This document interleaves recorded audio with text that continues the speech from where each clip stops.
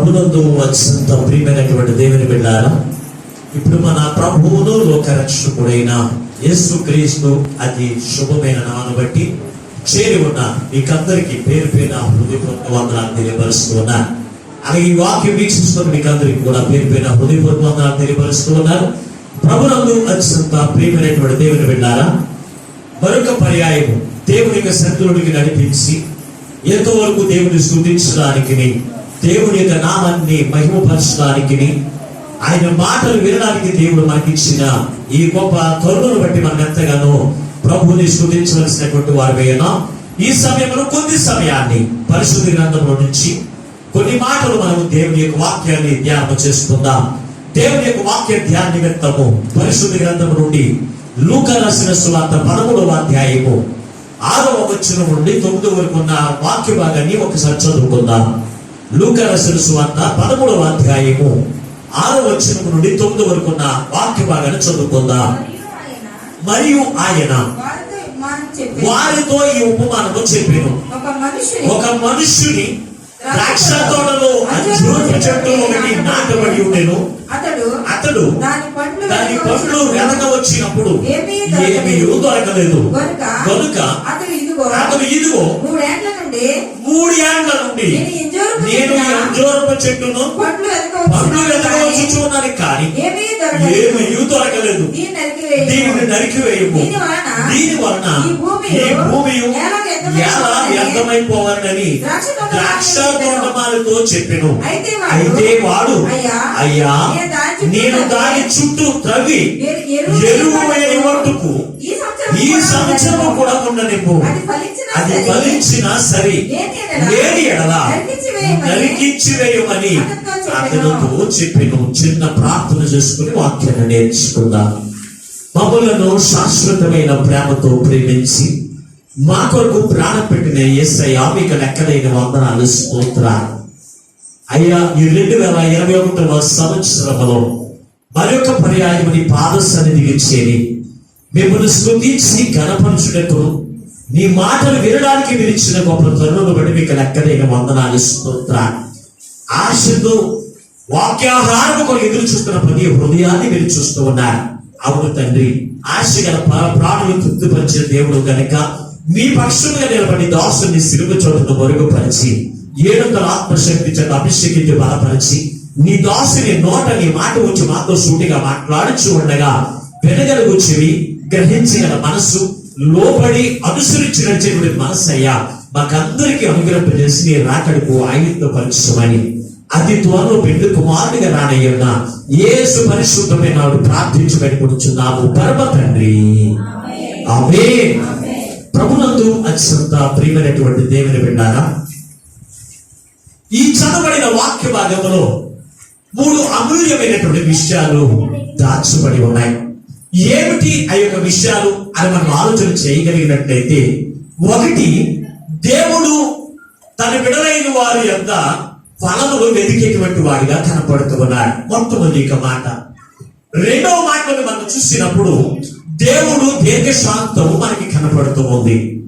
3వ మాటలోనికి మనం వచ్చినప్పుడు దేవుని యొక్క కోపానికి దేవుని యొక్క దాసులు బ్రతిమలాడటం కూడా మనం చూడగలుగుతూ ఉన్నాం. ఈ మాట యేసు ప్రభు వారు తన శిష్యులైన వారికి చెప్పడానికి గల కారణం ఏమిటంటే, అంతకు ముందు రోజుల్లోనే పిలాతు, కైసరు కలిసి వారి యొక్క జీవితాల్లో అనేక మంది దేవుని యొక్క మందిరంలో కొందరు ఆరాధన చేస్తూ ఉండగా వారిని నరికి వేయించారు. అయితే చనిపోయిన వారు ఉన్నారు. అలాగే శిలోయము పర్వతము మీద పడిపోయి కొందరు చనిపోయినటువంటి వారు కూడా ఉన్నారు. అయితే వారిని చూసి శిష్యులైన వారందరూ కూడా యేసు ప్రభువుని ఒక ప్రశ్న వేస్తూ ఉన్నారు. ఏమిటైనా ప్రశ్న అంటే, అయ్యా, ఇదిగో మన ముందు చనిపోయిన వారందరూ కూడా పాపాత్ములు అంటారా? అందుకే పాపం వారు చనిపోయారా అని అడిగినప్పుడు యేసు ప్రభువు వారిని చూసి, దేవుడు నరులైన వారిని కలగజేసి కొందరిని దేవుడు పిలుచుకున్నాడు, కొందరికి దేవుడు ఏమో అవకాశములు ఇస్తూ ఉన్నాడనే సంగతి వారికి జ్ఞాపకం చేయడానికి యేసు ప్రభువు ఒక ఉపమానం తెలియపరిచారు. దేవుని బిడ్డ, ఒక ఉపమానం తెలియపరిచి ఏమిటైనా ఉపమానం అని మనం ఆలోచన చేస్తే, ఒక మనుషునికి ఒక ద్రాక్ష తోట ఉంది. ఆ ద్రాక్ష తోట స్థలములో మధ్యలో ఒక అంజూరపు చెట్టు మొలిపించబడింది. వేసినప్పుడు ఆ అంజూరపు చెట్టు యొక్క ఫలముల గురించట 1 సంవత్సరం వచ్చాడంటే యజమాని. వచ్చి దాన్ని చూసినప్పుడు ఫలములు లేవు, మరలా వెళ్ళిపోయాడు. అలాగే 2వ సంవత్సరం కూడా ఆయన వచ్చాడు, మరలా ఫలములు వెతికాడు, ఆకులు తప్ప ఫలములు కనపడలేదు, మరలా వెళ్ళిపోయాడు. వెళ్ళిపోయిన తర్వాత 3వ సంవత్సరం కూడా యేసయ్య మరలా వచ్చాడంట. వచ్చి ఆ చెట్టు యొక్క ఫలములు వెతికినప్పుడు ఎక్కడ కూడా ఫలములు కనపడలేదు, ఎక్కడ కూడా ఫలములు కనపడలేదు. కనపడినప్పుడు స్థితిలో అప్పుడు తోటమాలితో చెబుతున్నటువంటి మాట, ఈ చెట్టు వల్ల, ఈ చెట్టును నేను 3 సంవత్సరాల నుంచి ఫలములు వెతుకుతున్నాను, కానీ ఎక్కడ కూడా ఫలములు కనపడలేదు, ఫలములు ఎక్కడ కూడా ఫలించలేదు. ఇదిగో ఈ చెట్టు వల్ల భూమి వ్యర్థమైపోతుంది, దీన్ని నరికి వేసి అగ్నిలో పారవేయమని తోటమాలితో చెప్పాడంట. చెప్పినప్పుడు ఆ తోటమాలి యేసయ్యతో మాట్లాడుతున్నాడు, ఆ తోట యజమానితో బ్రతికులాడుతున్నాడు. ఏంటో తెలుసా? అయ్యా, ఇదిగో ఈ చెట్టుని 1 సంవత్సరం చూడయ్యా, 1 సంవత్సరం చూడయ్యా. ఈ చెట్టు నేను దానికి ఎరువు వేసి, దానికి శుభ్రంగా తవ్వి, ఆ రాళ్ళు రప్పలని కూడా తీసి మెత్తగా చేసి దానికి ఎరువేసి నేను దాన్ని ఫలించేటట్టుగా నేను చేస్తానయ్యా, 1 సంవత్సరం అవకాశం ఇయ్యయ్యా అని ఈ తోటమని ఆ తోట యజమానితో బ్రతుకులాడుతున్నాడు. దేవుని బిడ్డ, ఈ రోజున మన యొక్క జీవితాల్లో ఈ సంవత్సరంలో మనకి దేవుడు మన సజీవులు ఎక్కడ ఉంచాడు. గత సంవత్సరంలో అనేక మంది చనిపోయారు, కరోనా వల్ల చనిపోయారు, ప్రమాదాల వల్ల చనిపోయారు, అలాగే అనారోగ్యం ద్వారా చనిపోయిన వారు అనేక మంది ఉన్నారు. వారిని చూసి అనుకోవచ్చు వారు పాపాత్ములుగా ఉన్నందున వారు చనిపోయారు, మనమందరం కూడా పరిశుద్ధమై ఉన్నాము కనుక మనకు సజీవులు ఎక్కడ ఉన్నామని మనం అనుకుంటూ ఉండవచ్చేమో. దేవుని బిడ్డారా, అందుకే ఈ రోజున దేవుడు మనకి ఎందుకు ఒక్కసారి మనందరికి కూడా దేవుడు ఏం చేశాడు కనుక దేవుని పెట్టారా, ఈ రోజున మనకు నూతనమైన సంవత్సరాన్ని దేవుడు మనకి ఎందుకు ఇచ్చాడు తెలుసా? మనము పరిశుద్ధులమని కాదు, మనము పవిత్రులమని కాదు, మనము క్రీస్తులో ఇంకా ఫలించాలి. ఇంతకు ముందు యొక్క ఫలింపు దేవునికి మహిమార్థంగా లేదేమో. అందుకే దేవుడు మనకు నూతనమైన సంవత్సరాన్ని దేవుడు మనకి అనుగ్రహించాడు. దేవుని బిడ్డ, ఈ చదవబడిన వాక్య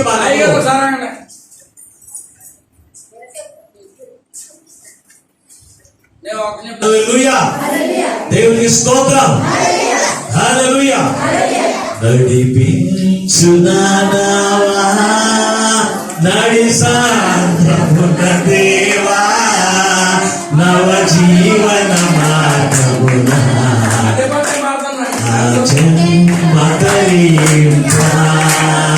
నవ జీవన మార్గమున నా జన్మ ధరింపా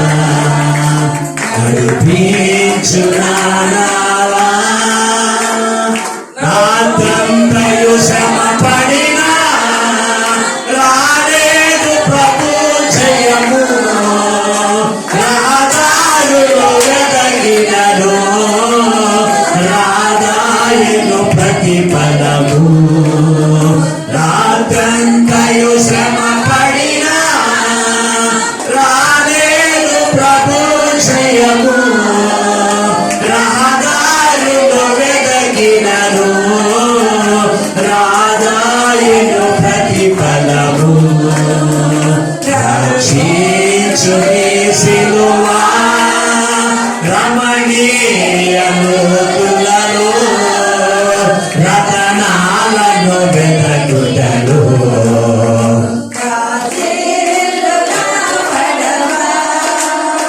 రతనాలను వెదకుటలు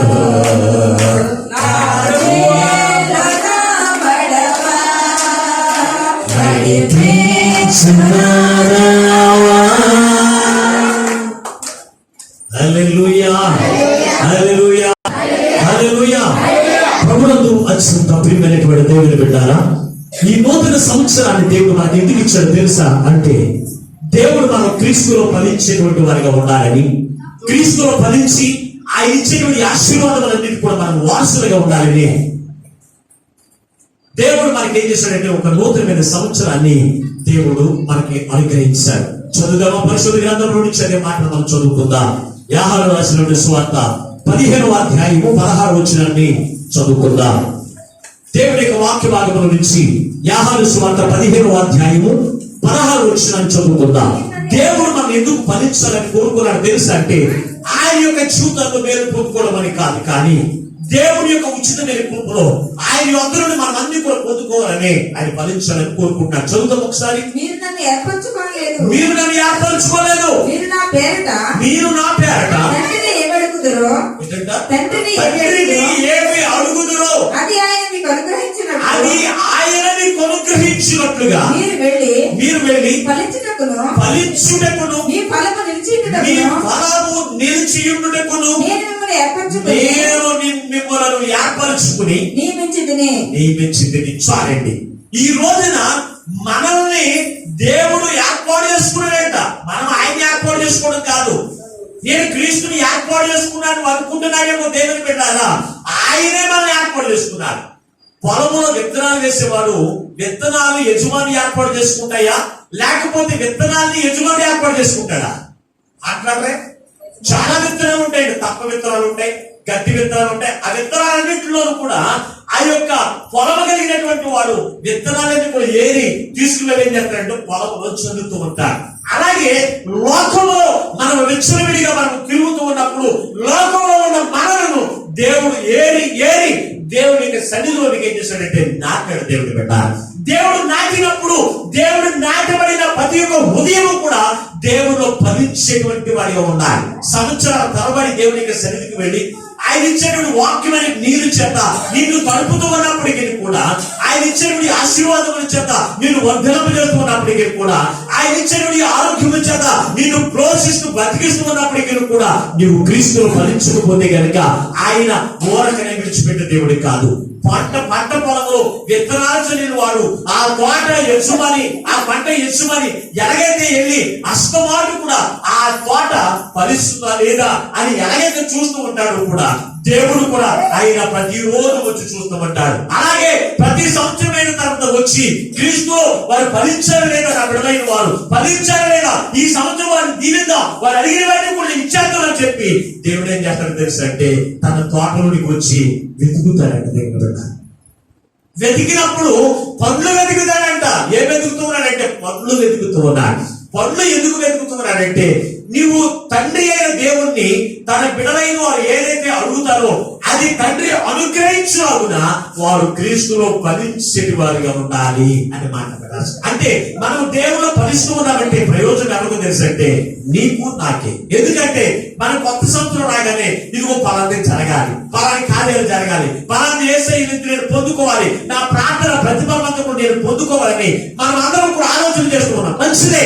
అయితే నువ్వు క్రీస్తులో ఫలించావు లేదా? గత సంవత్సరం అంతా కూడా క్రీస్తులో ఎలాగ ఫలించావు? దేవుని యొక్క సన్నిధిలో ఎలాగ ఫలించావు? ఫలిస్తే నీ జీవితం ఎలా ఉంటుందో ఏ రోజున నువ్వు గమనించావా?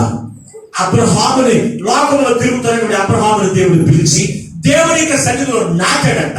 నాటినప్పుడు అతని యొక్క జీవితం ఎలా ఉందో చూద్దాం ఒకసారి. యెషయా గ్రంథము 51వ అధ్యాయము మొదటి 7 వచనాలు మనం చదవగలిగినట్లయితే చూడండి ఒకసారి. యెషయా గ్రంథము 51వ అధ్యాయము మొదటి వచనం నుండి. నీతిని అనుసరించుచు యెహోవాను వెదుకుచుండు వారలారా నా మాట వినండి. మీరు ఏ బండ నుండి చెక్కబడితురో దాన్ని ఆలోచించుడి. ఒకసారి. మీరు ఏ గుంట నుండి త్రవ్వబడితురో దాన్ని ఆలోచించండి. మీ తండ్రి అయిన అబ్రహాము యొక్క సంగతి ఆలోచించండి. మిమ్మల్ని కనిన శారాను కూడా ఆలోచించండి. అతను ఒంటరి అయి ఉండగా నేను అతన్ని వారిని పిలిచితిని. అతన్ని ఆశీర్వదించి అతన్ని పిక్కుమంది అగునట్లు చేసి అతనిని పిక్కుమంది అగునట్లుగా నేను చేసింది. యెహోవా సియోనును ఆదరించుచున్నాడు. దాని పాడైన స్థలములన్నిటిని ఆదరించి దాని అరణ్య స్థలములను ఏదెనులో చేస్తున్నాడంట. ఏదెను వనంలో చేస్తున్నాడు. చూడండి దేవుని పెట్టాలా. అబ్రహాముని లోకంలో తిరుగుతున్నటువంటి అబ్రహాముని దేవుడు ఏరి అక్కడి నుంచి తీసుకొని ఎక్కడ నాటాడు తెలుసు అంటే దేవుడి యొక్క మందిరములో నాటడట.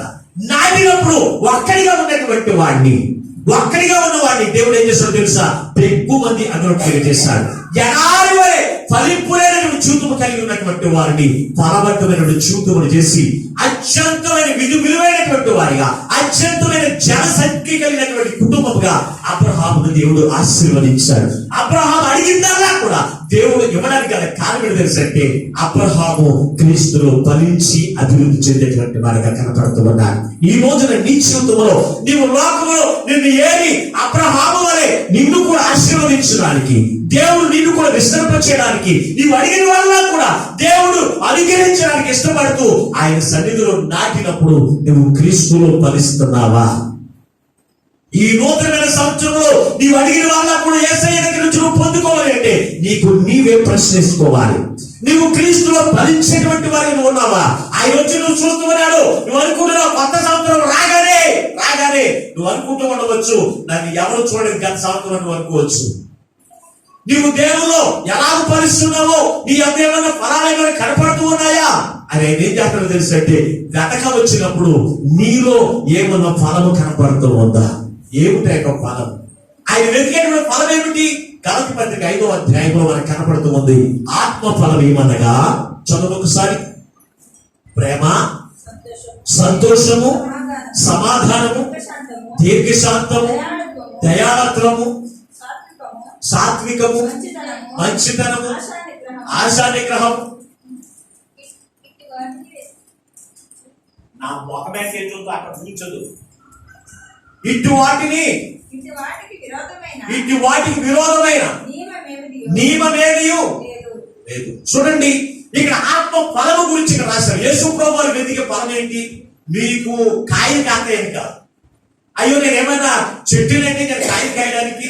యేసు ప్రభువు వచ్చిన దగ్గర ఫలాలు వెతకడం ఏంటి అది అనుకోవచ్చు. దేవుడు పెట్టారా? ఆయన వెతికే ఫలము ఈ లోకంలో ఉన్న చెట్లు కాసేటువంటి ఫలాలు కాదండి నీ దగ్గర వెతికేది. ఆయన వెతికే ఫలం ఏంటో తెలుసు అంటే ఆత్మ ఫలము. నీలో ప్రేమ కనపడుతూ ఉందా? నీలో దీర్ఘశాంతం ఉందా? ఓర్పు కలిగినటువంటి జీవితం కలిగి ఉన్నావా?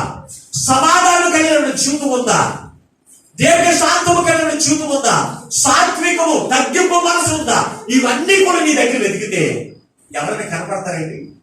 ప్రేమ. చూడండి, ఇక్కడ ఆత్మ ఫలములో చూస్తే ఎన్ని లక్షణాలు ఉన్నాయి చూడండి.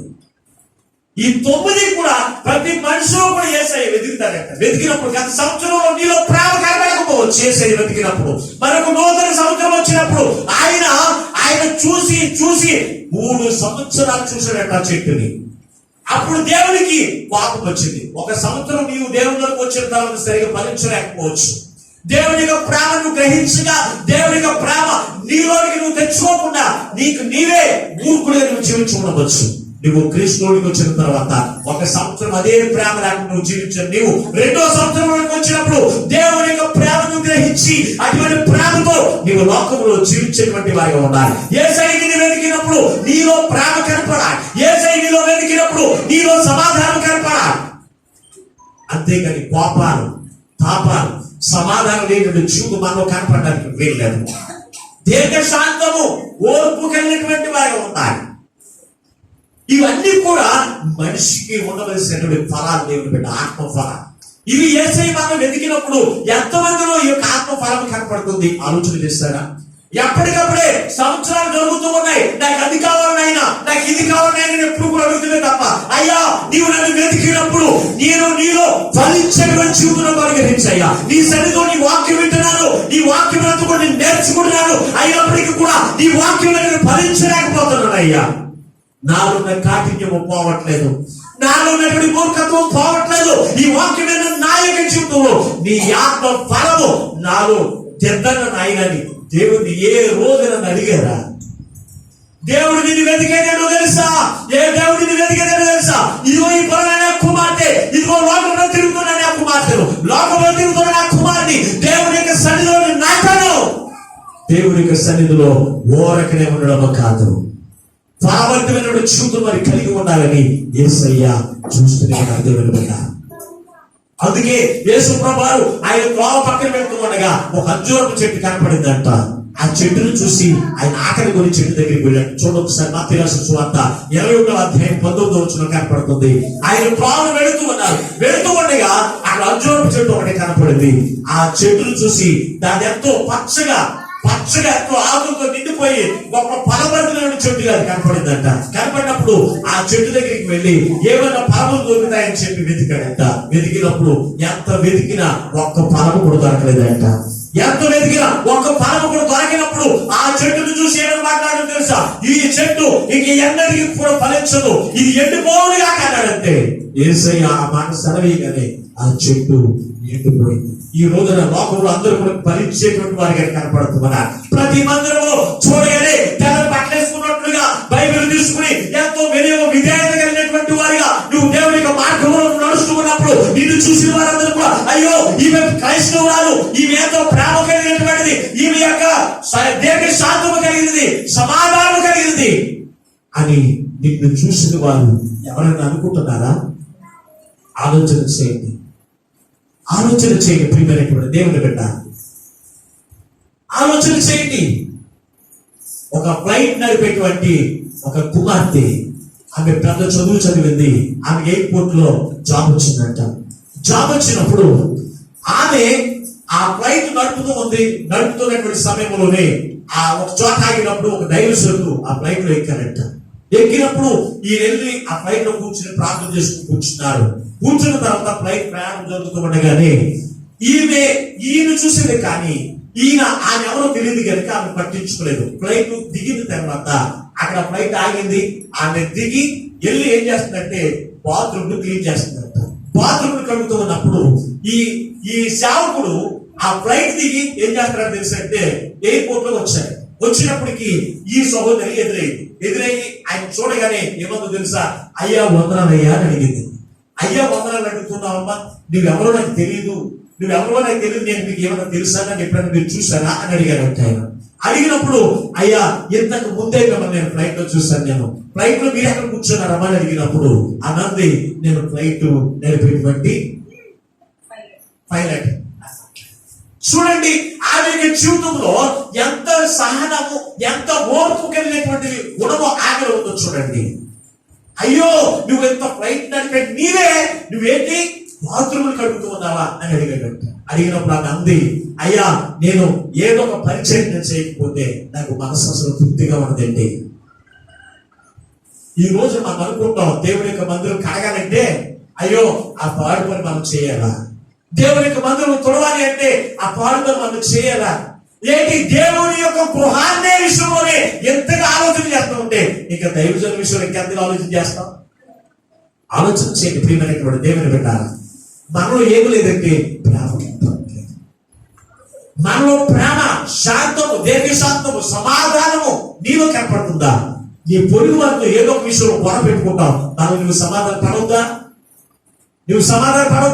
ఒక మొక్కను చూసి ఒక మొక్కను ఎర్రబిచ్చుకుని తిరగడం కారణం ఏంటి అంటే నీరు ఏమలేదు తెలుసు అంటే ఆత్మ ఫలము నీలో లేదు. ఆత్మ ఫలము లేకపోతే దేవుడు మనం అసహించుకున్నాడండి. దేవునికి మనము కోపాన్ని పుట్టిస్తున్నాం. ఒకవేళ నీ దైవజనుడికి కోపం వచ్చి నేను లేకపోవచ్చేమో, కానీ దేవునికి కోపం వస్తే మాత్రము ఆయన మాత్రము సహించేటువంటి దేవుడు కాదు. ఆయన సహించేటువంటి దేవుడు కాదు. దేవుని పెట్టారా? ఎందుకు తెలుసా? దేవుడికి బిడ్డలైన వారందరూ కూడా బహుగా ఫలించాలని అపోస్తలుడైన పౌలు ఎంత ప్రార్థన చేస్తున్నాడు తెలుసా? దైవజనుడు మీ కొరకు ఎంత అంగలాడుతున్నాడు తెలుసా? మీరందరూ కూడా దేవుని యొక్క సన్నిధిలో ఫలించి అభివృద్ధి చెంది మీరు అడిగినవన్నీ కూడా పరలోకం తండ్రి అందరూ మీరు పొందుకోవాలని దైవజనుడు ఇప్పుడు కూడా ప్రార్థన చేస్తూనే ఉంటారు. దేవుని పెట్టారా? చూడండి అపోస్తలుడైన పౌలు తన యొక్క ఉద్దేశాన్ని ఇక్కడ వ్యక్తపరుస్తున్నాడు. చూడండి ఒకసారి ఫిలిప్పీ పత్రిక 4వ అధ్యాయము 17వ వచనంలో చాలా స్పష్టంగా మాటలు రాశారు. చూడండి ఒకసారి ఫిలిప్పీ పత్రిక 4వ అధ్యాయము 17వ వచనాన్ని.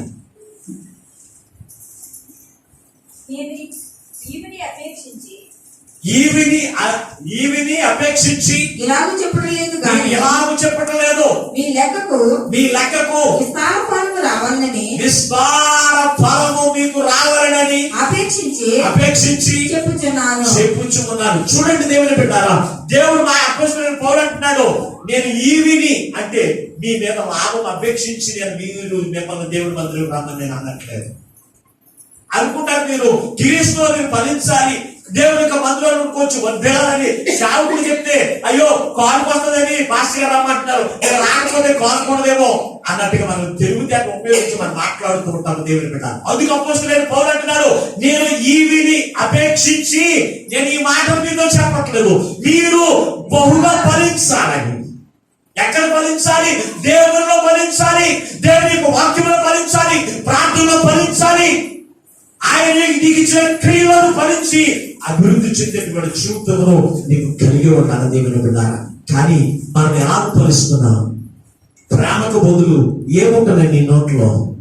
సమాధానకు బదులు ఏమి ఫలిస్తున్నావు? ఆలోచన చేసుకున్నారా పరిశుద్ధమైన దేవుని బిడ్డారా? అందుకే ఇర్మియా ఒక మాట మాట్లాడుతున్న చూడు ఒకసారి. ఇర్మియా గ్రంథము 2వ అధ్యాయం 21వ వచనాన్ని కూడా చదువుకుందా. దేవుని యొక్క సేవకులైన వారు మీరందరూ కూడా దేవుని యొక్క సన్నిధికి వచ్చి దేవుని యొక్క వాక్యం విని ఆ వాక్యంలో మీరు ఫలించాలి, ఫలించి దేవుని యొక్క నుండి మీరు అడిగినవన్నీ కూడా మీరు పొందుకోవాలి. దైవ సేవకులందరూ కూడా అందరూ ఆలోచిస్తూ ఉంటే మనం అనుకుంటూ ఉంటాం సేవకులు ఏదో లాభం ఆశించి మనం ఫలించాలని కోరుకుంటున్నారు అనుకుంటాము. కానీ దేవుని బిడ్డారా, దేవుడు మనతో మాట్లాడుచుండగా ఈ మనం ఎలా ఫలిస్తున్నామో తెలుసా? ఇర్మియా గ్రంథము 2వ అధ్యాయము 21వ వచనం చదువుకుందా.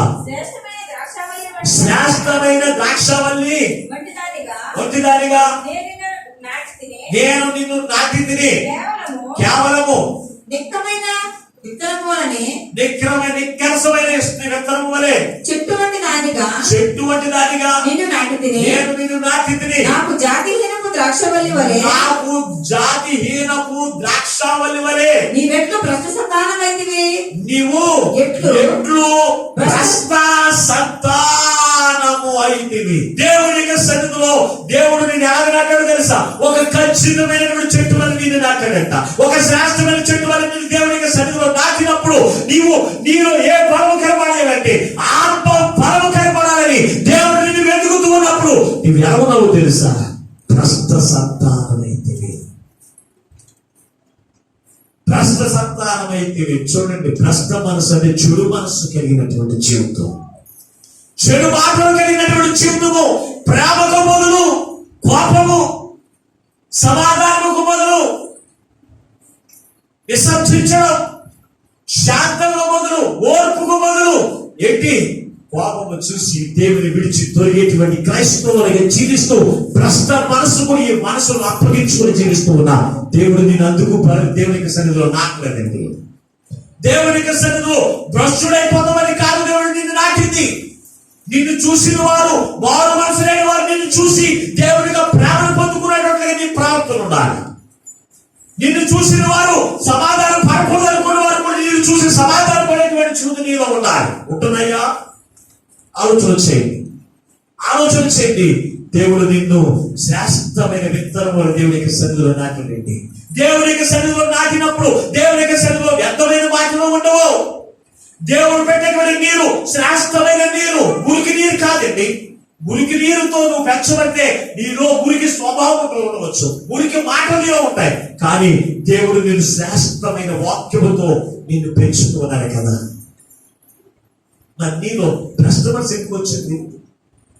చూడండి ప్రభుత్వ దేవుని పెట్టారా, నువ్వు క్రీస్తులో నువ్వు ఫలిస్తే అది లాభం నీకే కదా. నువ్వు అడిగిన వల్ల కూడా దేవుడు నీకు అనుగ్రహించాలంటే నువ్వు క్రీస్తులో ఫలించాలి కదా. నువ్వు క్రీస్తులో ఫలించకుండా లోకంలో ఫలిస్తూ లోకంలో ఉన్నవన్నీ కొన్ని మనసులో పెట్టుకుని అయ్యా నేను అడిగాను నువ్వు నాకేమలేదు ఎలాగేస్తాడండి? నువ్వు దేవునికి సన్నిధిలో ఉంటే తోట యజమాని నువ్వు ఫలించడానికి ఏది అవసరమో అది నీకు పెడుతూనే ఉంటాడు దేవుని బిడ్డ.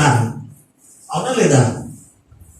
విత్తనాలు వేసినటువంటి ఆ తోట యజమాని ఏం చేస్తాడు? ఆ చెట్టును చూస్తూ ఉంటాడు. చూసినప్పుడు అవి ఫలించడానికి ఏం కావాలి? మందు కావాలేమో. ఏం తీసుకొస్తాడు?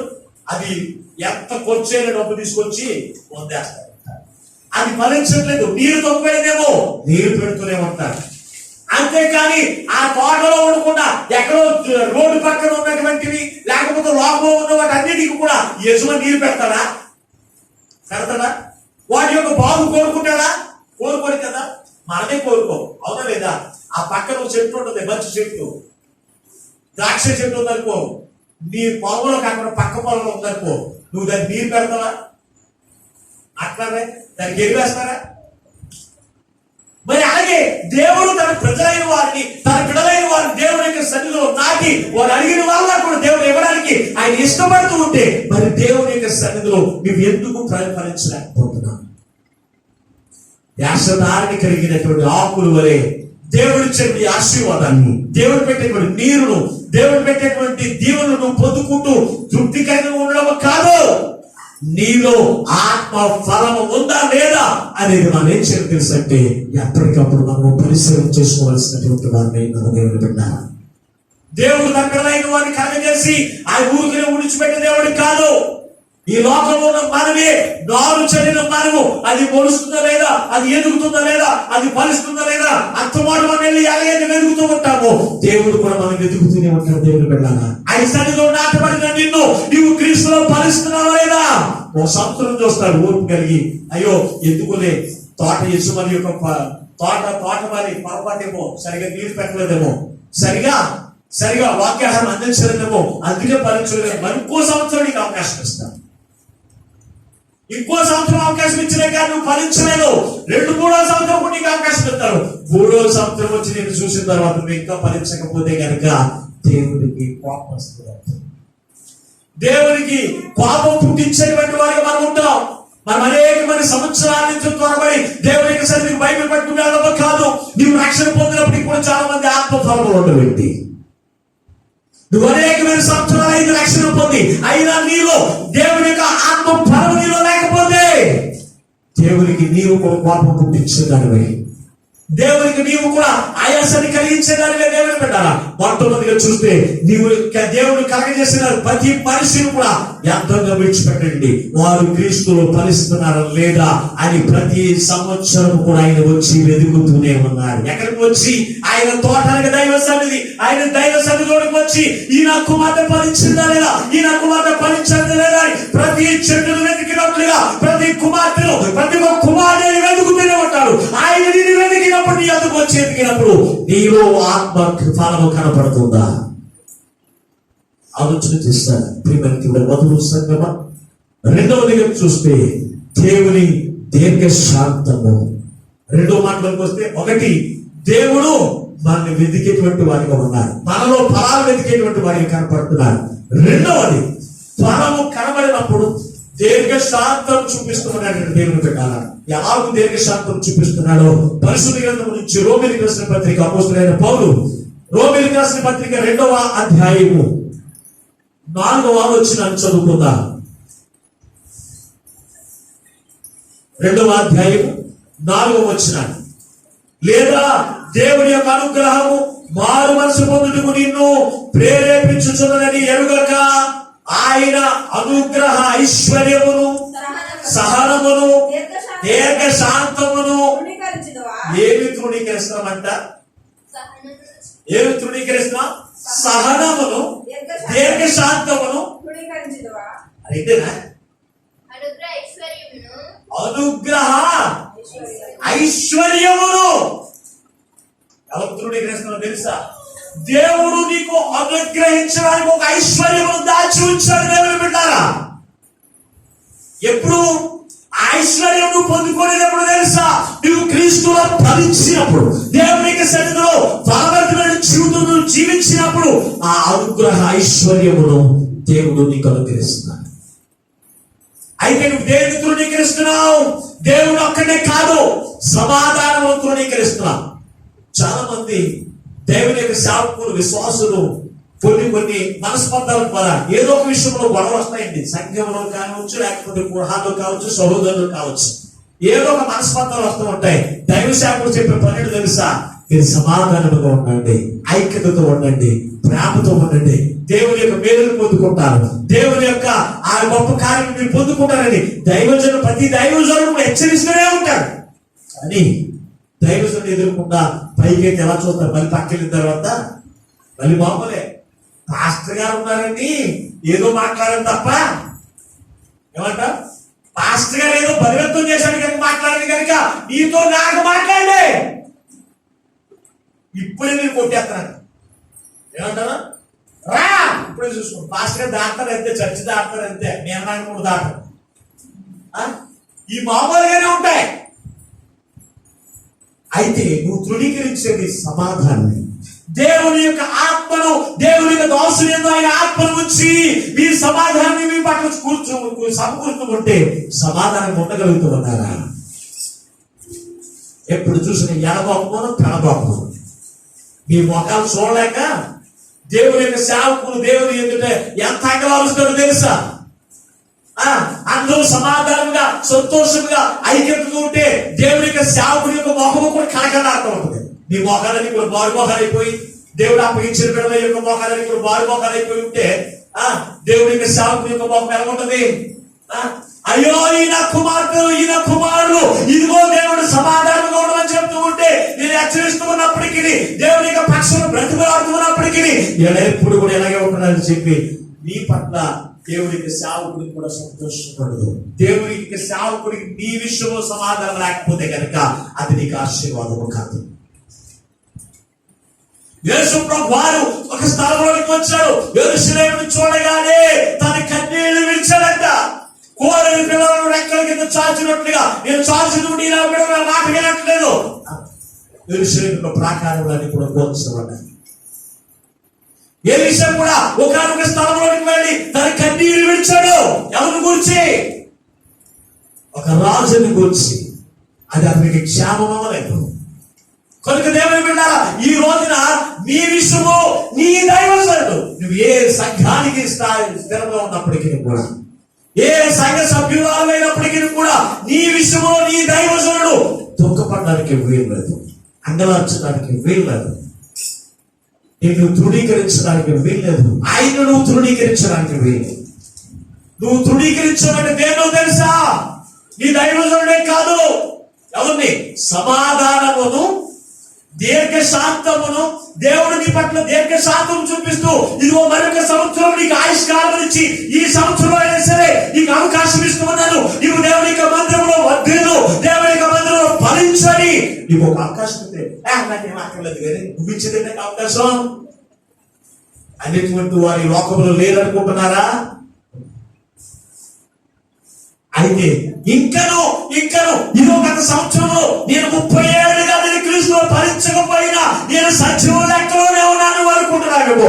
దేవుడు దీర్ఘశాంతం నీ పట్ల చూపిస్తాడన్నాడు. దేవుడు నీ పట్ల దీర్ఘశాంతం చూపిస్తాడు. ఎందుకో తెలుసా? ఏ ఒక్క నరుడు కూడా నశించుకోవడం దేవునికి ఇష్టం లేదు. అందుకే పేతురు రాసిన పత్రిక 3వ అధ్యాయంలో 9-10 వచనంలో మాట్లాడుతున్నాడు. ఇదిగో ఆయన వస్తారంటున్నాడు.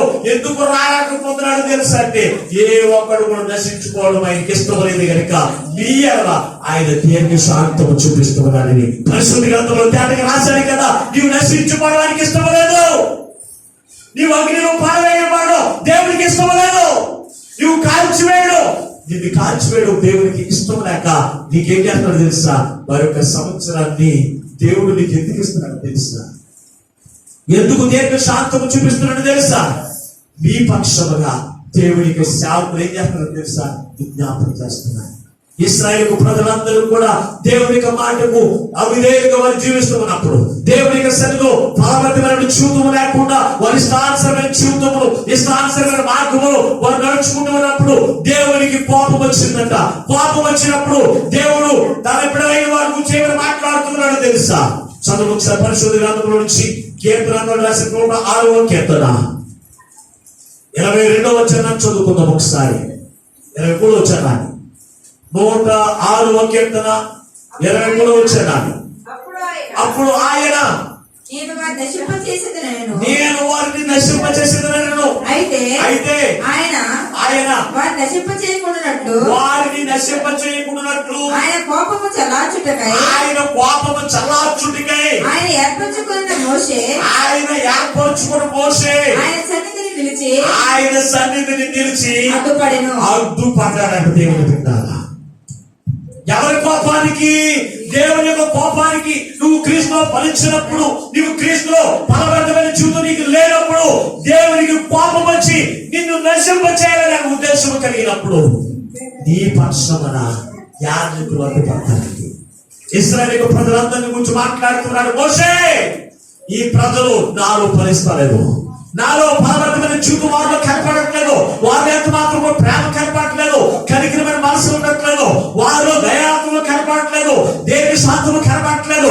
ఎప్పుడు చూసినా తిండి తిండి, నాకు చేప ఉంటే బాగుండు, నాకు మాంసం ఉంటే బాగుందని ఎప్పుడు చూసినా తిండి గురించి వెతుకుతున్నట్టు వారు కనపడుతూ ఉన్నారు. ఇదిగో వారిని అందరూ కూడా నాశనం చేసేసి నీ సంతానాన్ని నేనేం చేస్తాను తెలుసా, ఆశీర్వదిస్తాను మోషే అని చెప్పాడు. అయితే ఇదేదో బాగుంది కదా అనుకోవచ్చు కదా మోషే, మీరందరూ నాశనం అయిపోయి నా సంతానాన్ని ఆశీర్వదిస్తానన్నారు, అయితే పర్లేదు ఆయన అలాగే చెయ్యన్నాడా? ఏమంటాడంట, వీరందరినీ కూడా నాశనం చేస్తారని ఉద్దేశం కలిగినప్పుడు దేవుని యొక్క పక్షముగా దేవుని యొక్క ప్రజల పక్షం ఎవరు నిలబడ్డాడు తెలుసా? మోషే అడ్డుపడ్డాడంట దైవ సన్నిధిలో. ఓ దేవా, నీవు కలగలేసిన ఈ ప్రజలను నాశనం చేయడానికి వీల్లేదు. అవసరమైతే నీ జీవ గ్రంథంలో నా పేరు తుడిచివేసినా పర్వాలేదు, కానీ ఈ ప్రజల మీదకి నీ ఉగ్రత తీసుకురావడానికి వీల్లేదయ్యా, వారిని అగ్నితో కాల్చివేయడానికి వీల్లేదయ్యా అని ఎవరు ప్రాధాన్యపడ్డారో తెలుసా? దేవుడి యొక్క సేవ. ఈ రోజు నువ్వు క్రీస్తులో ఫలించినప్పుడు, క్రీస్తులో అభివృద్ధి లేనటువంటి జీవితం జీవిస్తూ ఉన్నప్పుడు, నీకు ఇష్టానుసారంగా నాడు ఇశ్రాయేలు ప్రజలు జీవించినట్లుగా నీ జీవితం నువ్వు కొనసాగిస్తూ ఉన్నప్పుడు, ఈ రోజున నీవింకను నాశనము కాకుండా ఉన్నావంటే నీ దోషుడు చేస్తున్న ప్రార్థనే.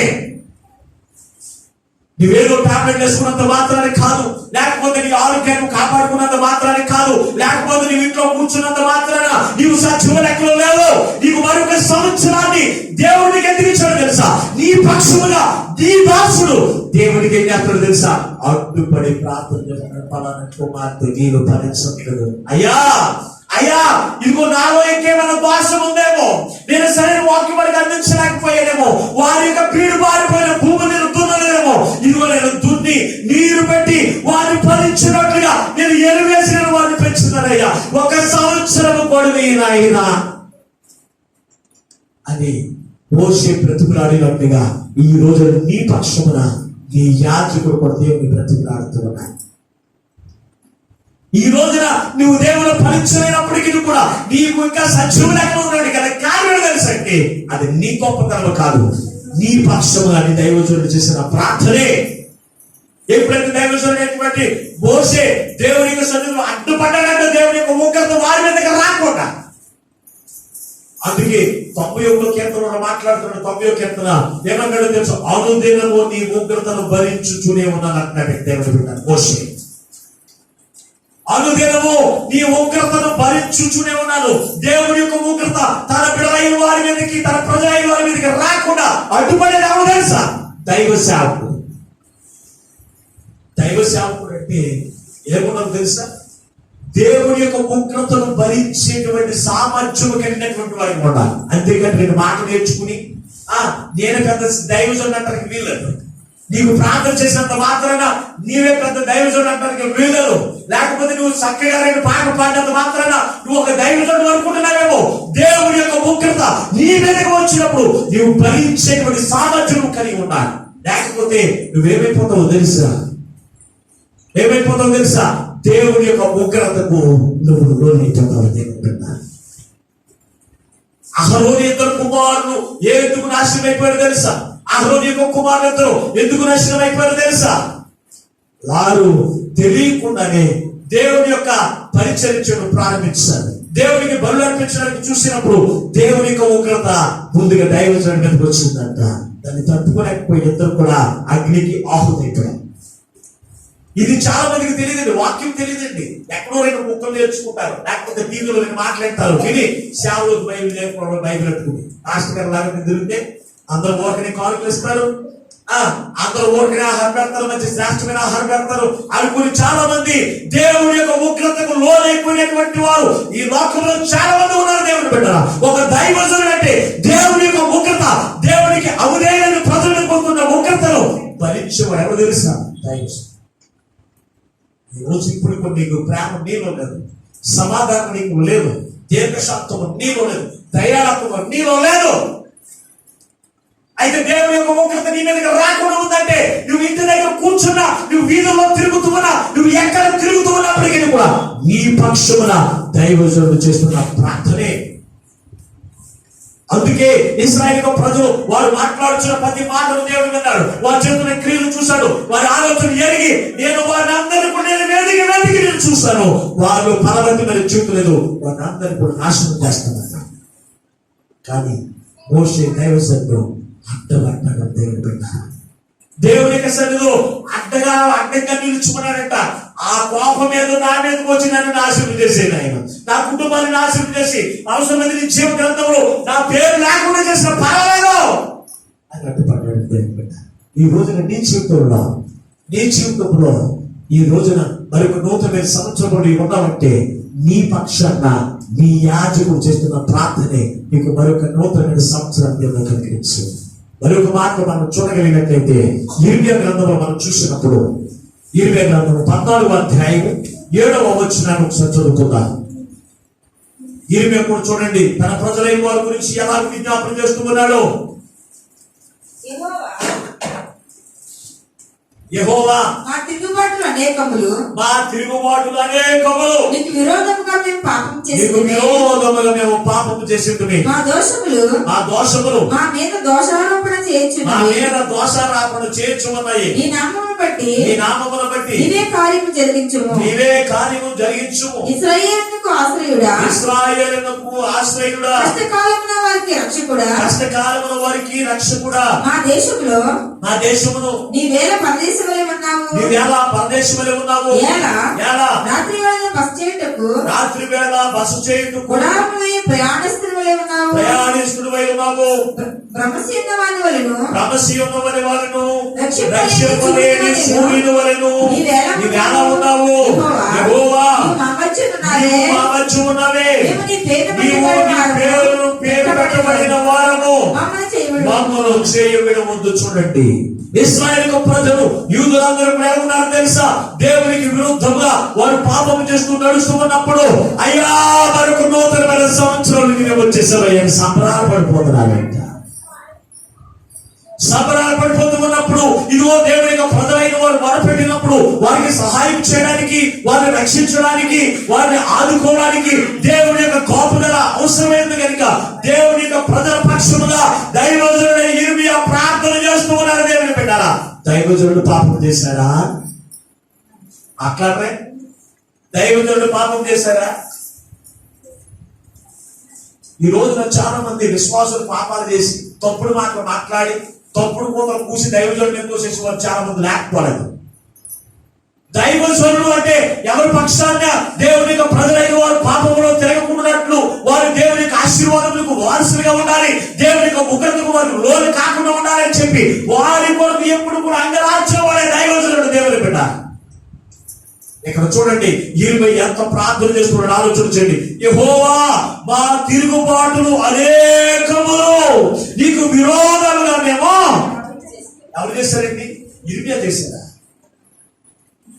ఇర్మియా దేవుని మీద తిరుగుబాటు చేసేవాడిగా ఉన్నాడా? ఇర్మియా దేవుని యొక్క ప్రజల కొరకు తన కన్నీరంతా కూడా జలమయముగా చేసుకుని ప్రార్థన చేసేటువంటి దైవజనుడు. అటువంటి వాడు ఎవరితో కలిసి ప్రార్థన చేస్తున్నాడు తెలుసా? తన ప్రజలందరి యొక్క పక్షంగా ఈ ప్రజలందరూ కూడా దేవుని మీదకి విరోధంగా తిరుగుబాటు చేసిన వారే, దేవునికి విరోధంగా పాపం చేసిన వారే, దేవునికి విరోధంగా నడుచుకున్న వారే. అటువంటి వారి గురించి వారి మీదకి దేవుని యొక్క ఉగ్రత రాకుండా, దేవుని యొక్క కోపదల, దేవుని యొక్క రక్షణ, దేవుని యొక్క సహాయము వారి మీదకి వచ్చినట్లుగా అయ్యా అయ్యా అయ్యా అని తన కన్నీటి చేత ప్రార్థన చేస్తున్నాడు దైవస్తుడు. ఆ తోటమాలి కూడా అదే ప్రతిఫలాడుతున్నాడు. అయ్యా ఈ సంవత్సరానికి వచ్చిన అయినా వారిలో ఫలవంతమైన జీవితం లేదు. అయ్యా వారి ఇంకా నీరు పెట్టి వాక్యమైన నీరు పెట్టి అయ్యా ఆహారం చేత వారిని పోషించి బలపరిచి వారిని ఫలించేటట్టుగా నేను చేస్తానయ్యా అని తోటమాలి ప్రతిఫలాడినట్టుగా ఇర్మియా ప్రతిఫలాడుతున్నాడు. ఈ రోజు నీ దైవజనుడు కూడా అట్టి రీతిగానే ప్రతిఫలాడుతున్నాడు. దేవుని బిడ్డ నీ కొరకే నువ్వు దేవుని మీద తిరుగుబాటు చేసినవి అనేకమైన ఉండవచ్చు, దేవునికి విరోధంగా మాట్లాడినవి అనేకమైన ఉండవచ్చు, దేవునికి విరోధంగా నడుచుకునే క్రియలు అనేకమైన ఉండవచ్చు. ఆ అన్నిటి విషయంలో దైవజనుడు ఏం చేస్తాడు తెలుసా? నీ కొరకు నా కొరకు ఏం చేస్తాడు దైవజనుడు? ఏం చేస్తాడు? పరిపూర్ణ అనిపిస్తూనే ఉంటాడు, ప్రతిఫలాడుతూనే ఉంటాడు. అయ్యా అయ్యా ఇదిగో మేమంటే ఎరగనట్లుగా నువ్వు జీవించడానికి వీల్లేదు, మేమంటే ఎరగనట్లుగా నీ తల తిప్పుకోవడానికి వీల్లేదు నాయనా. చూడండి ఏమైనా మాట్లాడుతున్నాడు, యెహోవా నీవు మా మధ్య ఉన్నావే, మేము నీ పేరు పెట్టబడిన వారము, మమ్మల్ని చెయ్యి విడివద్దయ్యా. నువ్వు మా చెయ్యి విడిచిపెడితే మేము ఎందుకు పనికిరాము? నువ్వు మా చెయ్యి విడిచిపెడితే మేము ఈ లోకములోనే ఉండలేమయ్యా. నువ్వు మా చెయ్యి విడవద్దయ్యా. ఈ 2021 సంవత్సరంలో కూడా నీవు మా చెయ్యి విడిచిపెట్టడానికి వీల్లేదు. ఇదిగో ఇప్పుడే నీ సన్నిధిలో నిబిడమైన వారిని నీ వాక్యంలో బలవంతమైన జీవితం జీవించినట్లుగా నేను చేస్తాను నాయనా అని ఇర్మియా బ్రతుకులాడుతూ ఉన్నాడు. మోషే బ్రతుకులాడుతూ ఉన్నట్లుగా ఇర్మియా కూడా బ్రతుకులాడుతూ ఉన్నాడు. దేవుని బిడ్డ, అది మనం చూసినప్పుడు యోవేలు ప్రవక్త కూడా యోవేలు బ్రతుకులాడుతున్న ఒకసారి చూద్దాం. ఒకసారి పరిశుద్ధ గ్రంథంలో చూసినప్పుడు యోవేలు గ్రంథము 2వ అధ్యాయము 17వ వచనాన్ని ఒకసారి చదువుకుందాం. యోవేలు గ్రంథము. యెహోవాకు పరిచర్య చేయు యాజకుల మంటపమునకును బలిపీఠమునకు మధ్య నిలబడి కన్నీరు విడుచుచు యెహోవా నీ జనుల ఎడల జాలి చేసుకుని అన్యజనులు వారి మీద ప్రభుత్వము చేయనట్లు వారి అవమానములకు అప్పగించొద్దు. అన్యజనులు వారి దేవుడు ఏమాయడని కదా అని వేడుకొను. అప్పుడు యెహోవా తన దేశమును బట్టి రోషము పూని తన జనుల ఎడల జాలి చేసుకొనెను. ఎవరి ప్రార్థన? ఇర్మియా యొక్క ప్రార్థన, యోవేలు యొక్క ప్రార్థన మనం చూడగలిగినట్లయితే మాట్లాడుతున్నారు. యాజకులైన వారంట యెహోవాకు పరిచర్య చేయు యాజకులు మంటపమునకును బలిపీఠమునకును మధ్య నిలబడి కన్నీరు విడుచుచు ఏం చేస్తున్నారంట? బలులను అర్పిస్తున్నారు. ఎవరి పక్షాన్ని నువ్వు అనుకోవచ్చు, నువ్వు చేసే బలి ఎలా ఉంటుందో తెలుసా? నన్ను దీవించిన ఆయన నా కుటుంబాన్ని దీవించు, నా బిడ్డలు దీవించిన ఆయన నా బిడ్డలకి వివాహాలు జరగాలి, నా బిడ్డలకి ఉద్యోగం రావాలి, నా కుటుంబాన్ని ఆదరించిన ఆయన, నీ సహాయం అందించిన ఆయన, ఇల్లు కట్టుకుందాం అనుకున్నాను ఆయన, నీ సహాయం అందించిన ఆయన, అయ్యా ఉద్యోగం కోరుతున్నాను ఉద్యోగం అనుగ్రహించిన ఆయన. నీ ప్రార్థన నీ కుటుంబం వరకే ప్రార్థన. దైవజనుల యొక్క విజ్ఞాపన ఎలా ఉంటుందో తెలుసా? నువ్వు క్రీస్తులో ఫలించాలి. నువ్వు క్రీస్తులో ఫలించి దేవుడిచ్చినటువంటి ఆశీర్వాదాన్ని కూడా నువ్వు స్వతంత్రించుకోవాలని దైవజనుడు నీ కొరకు అంగరాజ్యటువంటి వారికి కనపడుతున్నాడు. దైవజనుడి యొక్క ప్రార్థన దేవుడు ఎంత మాత్రం కూడా నిర్లక్ష్యం చేయండి. అందుకే అక్కడ మాట్లాడుతూ ఉన్నటువంటి మాటలు మనం చూడగలిగినట్లయితే ఏమైనా మాట్లాడుతున్నాడు చూడు. ఒకసారి 18 వచ్చుకుని అంటున్నాడు, అప్పుడు యెహోవా తన దేశము యొక్క దేశమును బట్టి రోషము పూని తన జనుల ఎడల జాలి చేసుకుని. ఎవరు ప్రార్థన? నువ్వు అనుకుంటావు, చాలా మంది అనుకుంటారు, నేను ఎన్ని పాపాలు చేసినా నేను సజీవ లెక్కలో లేనా? ఏమనుకుంటా? నేను ఎన్ని అతిక్రమములు చేసిన నేను సజీవ లెక్కలో లేనా? నేను ఉన్నా నీ సంవత్సరంలో నువ్వు ఉన్నా. ఇక నీ గొప్ప ఏముంది? నీ దేవుడి గొప్ప ఏముంది? అనుకునేటువంటి క్రైస్తవులు లేకపోలేదు. నువ్వు ఈ రోజున సజీవ లెక్కలో ఉన్నావంటే నీ ఎడల దేవుడు జాలి చూపించాడంటే నిన్ను బట్టి కాదు, నీ దైవజనుడు నీ పక్షమున చేసిన విజ్ఞాపన ప్రార్థన బట్టి దేవుడు జాలి చూపించి నీకు మరొక నూతనమైన తరుణాన్ని దేవుడికి ఇచ్చారు. ఆయన ఉగ్రత నీ మీద నుంచి తొలగించబడింది. అయ్యో నేను పాస్టర్ గారు తిట్టాను, నేను కోపంకి రాలేదు, దేవుడి కోపం. దేవుడు పాస్టర్ గారు తిట్టారు, కోపం వచ్చేస్తుందా? నా మీదకి రాలేదు, నువ్వు తిట్టు అనేటువంటి క్రైస్తవులు లేకపోలేదు. దేవునికి విరుద్ధంగా నువ్వు మాట్లాడినప్పుడు ఇంకా నువ్వు సజీవ లెక్కలో ఉన్నావు అంటే ఇదిగో నేను దేవుని విరుద్ధంగా నడుచుకున్నాను, అయినప్పటికీ దేవుడు లేడు. అయి ఉంటే నా మీద కోపం వచ్చింది కదా నువ్వు అనుకుంటున్నావేమో. నువ్వు దేవునికి విరుద్ధంగా నువ్వు మాట్లాడినా, దేవునికి విరుద్ధంగా నువ్వు పాపం చేసినా, దేవునికి విరుద్ధంగా నువ్వు నడుచుకున్నా, నీ పక్షున యాజకుడు చేసిన విజ్ఞాపన దేవుడు ఆలకించి తన బిడల మీద జాలి చూపించి ఆయన తోడుగా ఉండి నిన్ను నడిపిస్తున్నాడు.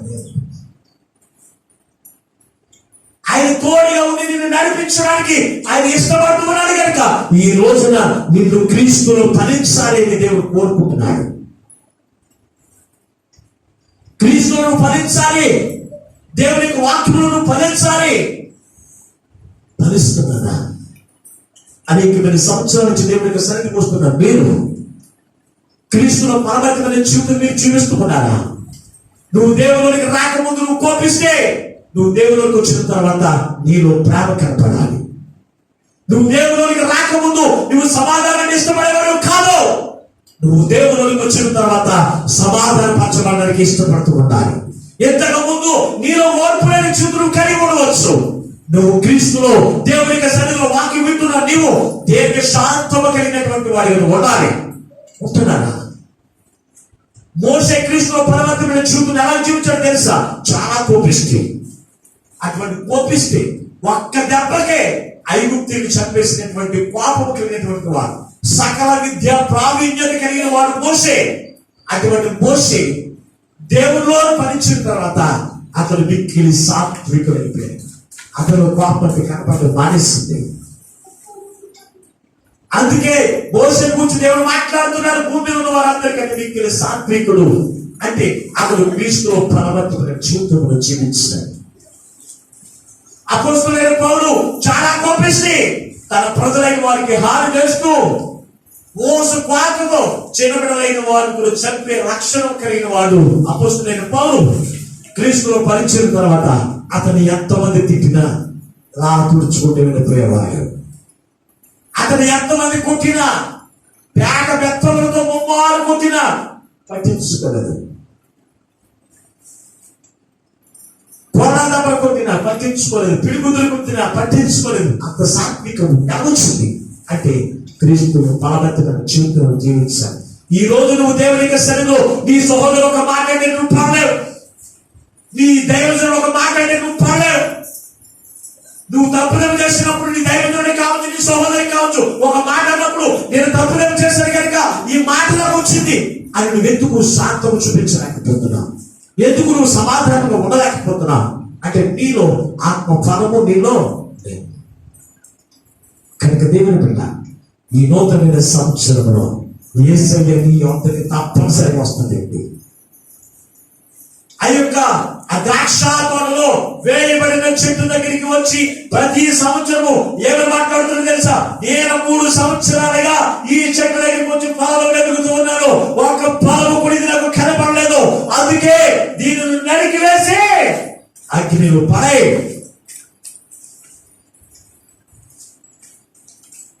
ఆయన 3 సంవత్సరాలు ఓర్పుతో నేను చూస్తున్నాడు.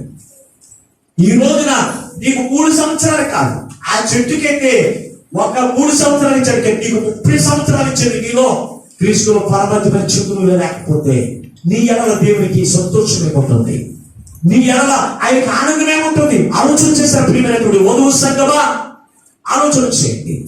ఇంతవరకు నీలో పరమతమైన జీవితం లేకపోతే ఈ వాక్యం విన్న తర్వాత తెలుసు. ఒకసారి ఆలోచన చేయి, నువ్వు క్రీస్తులో ఫలిస్తున్నావు లేదా?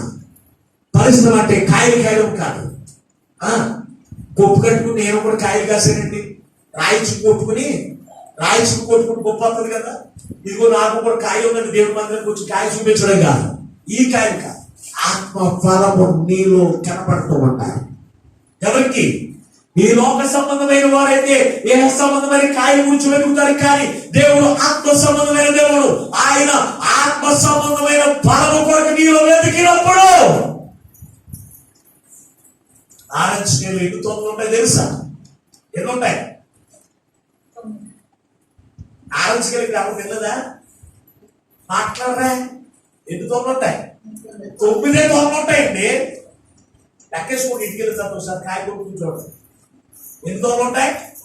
నేను చెప్పినప్పుడన్నా చెప్పండి. నా అమ్మలేరా? నోరు తెరన్నా, నిద్రపోయారా? ఎన్ని తోటలు ఉంటాయి? 9 తోటలు. ఏంటనుకుంటున్నారు? కాయ ఒకటే. కాయని 9 తోటలు ఉన్నాయని 9 కాయలు కాదు. ఆయన కూడా వెతికేది ఫలము వెతికాడంట దేవుడు. ఆ చుట్టూ దేవుడు ఫలము కోరుకునేవారు వెతికాడు. దేవుడు ఫలంలో ఏమి ఉండాలి? 9 గుణాలు ఉండాలి. ప్రేమ ఉంది కదా, సారీ కాయ నాకు అనుకోవడానికి అది ఒకతోనే ఒక మూలంతే. జ్యోతి గారు ఎన్ని ఉండాలి? 9 తొనలు ఉన్నట్లుగా ఒకే కాయలో 9 సద్గుణాలు నీలో ఉండాలి. ప్రేమ, శాంతి, సమాధానము, దీర్ఘశాంతము, దయాళత్వము, విశ్వాసము. చూడండి, ఈ లక్షణాలన్నీ నీలో కనబడుతూనే ఉన్నారు ఈ ఎదిగినప్పుడు. లేకపోతే కనుక ఈ నూతనమైన సంవత్సరాల్లో అవన్నీ కూడా కలిగి ఉండడానికి మీరు తీర్మానం చేసుకోండి. అప్పుడు నువ్వు ఏదైనా అడుగు దేవుడు తప్పనిసరిగా మీకు అనుగ్రహిస్తారు. మహిమైశ్వర్యమే కాదు, సమాధానమే కాదు, ఏదైనా చేస్తారు. కానీ దేవుడు ఇస్తానికి ఇష్టపడుతుంది. వాటిని తృణీకరించి నువ్వేం చేస్తారో తెలుసా? క్రీస్తువును మరించలేకపోతున్నాం. కనుక దేవుడు బిడ్డారా, ఈ నూతనమైన సంవత్సరాల్లో దేవుడు తన ఉచితమైన కృపలో ఆయన దీర్ఘశాంతము చూపించి మరొక నూతనమైన సంవత్సరం దేవుడు అనుగ్రహించాడు. ఎందుకో తెలుసా? ఈ సంవత్సరంలో నువ్వేవేవో సంపాదించుకున్నవని కాదు, నువ్వేవేవో పొందుకున్నవని కాదు, నువ్వు క్రీస్తులో ఫలిస్తావని, క్రీస్తులో ఫలించి అభివృద్ధి చెందుతావని దేవుడు నీకు మరొక నూతనమైన అవకాశాన్ని నువ్వు నూతన సంవత్సరం దేవునికి ఇచ్చాడు. ఈ సంవత్సరాన్ని దేవునికి ఇచ్చిన దాన్ని బట్టి ఎంతో నువ్వు క్రీస్తులో దేవుని సన్నిధిలో దేవుని తోటాడబడిన దైవ మందిరంలో నువ్వు ఇంకా ఫలించి అభివృద్ధి చెందకపోతే ఈ వాక్యం విన్న తర్వాత నేను సరే నువ్వు తీర్మానంతో మీ గృహాలయానికి వెళ్ళండి. అయ్యా, గత సంవత్సరం నీలో నేను ఫలించలేదు, నీవు నన్ను వెతికి ఉంటావు, అయినప్పటికీ నాలో ఫలం కనబడలేదు, నీవు దుఃఖంతో వెళ్ళిపోయావు. కానీ ఈ నూతనమైన సంవత్సరంలో నీవు నన్ను వెతికినప్పుడు నీలో ఫలవంతమైన జీవితం జీవించి అయ్యా నా ఆత్మ ఫలమును చూసి నీ ఆకలి తీర్చబడినట్లుగా అయ్యా నీ కృపను మాకు అనుగ్రహించు. ఎవరైతే ప్రార్థన చేస్తారో వారందరికీ ఆ కృపను దేవుడు తప్పనిసరిగా అనుగ్రహిస్తాడు. అందుకే యేసయ్యా ఆయన పరలోకంలో నుంచి విడిచి ఈ లోకంలోకి ఎందుకు వచ్చాడు తెలుసా? నీకు నాకు కావలసిన మహిమైశ్వర్యం, ఆయన సమాధానాన్ని, ఆయన యొక్క దీర్ఘశాంతాన్ని మనందరం కూడా పొందుకుని ఆయన ఇచ్చేటువంటి ఆశీర్వాదకరంగా ఉండడానికి ఆయన లోపలికి వచ్చి నీ కొరకు నా కొరకు ప్రాణం పెట్టాడు. కనుక ఆయన ప్రేమను ఎంతవరకు గ్రహించుకుని నువ్వు జీవించినట్లయితే ఆయన ప్రేమను గ్రహించిన నీవు ఈ నూతనమైన సంవత్సరంలో మంచి తీర్మానంలో క్రీస్తులో ఫలవంతమైన జీవితంలో జీవించండి. ఆయన ఇచ్చే ఆశీర్వాదం మీకు వారసుని కండి. అటువంటి కృప వాక్యము ఆ పరిశుద్ధ ఆత్మదేవుడు ఈ వాక్యం మీకు అందరికీ అనుగ్రహించి ఆయన మహిమ పొందునుగాక. ఆమేన్. ప్రార్థన చేసుకుందాం. మమ్మల్ని శాశ్వతమైన ప్రేమతో ప్రేమించి మా కొరకు ప్రాణం పెట్టిన యేసయ్య ఆమెకలెక్కలేని వందనాలు స్తోత్రాలు.